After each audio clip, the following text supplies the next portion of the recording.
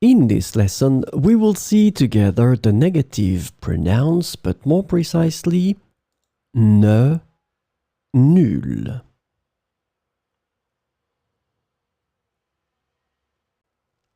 So the first thing that we need to define is the negative pronouns.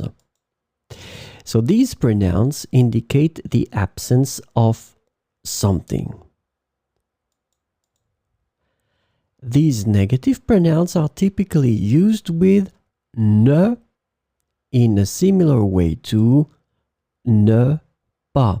So remember, this is the negative form, ne pas. So it means that instead of pas, we will use the negative pronouns. So we will have ne and then your negative pronoun here.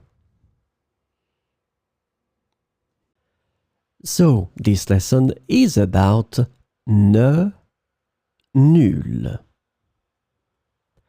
The negative pronoun ne, nul can be translated into English as no, not any, or none.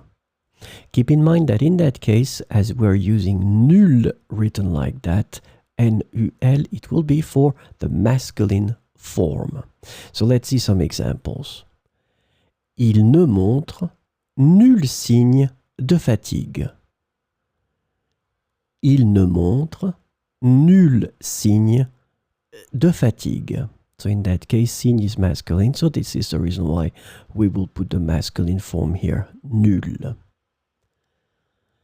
Elle ne possède nul talent pour la danse.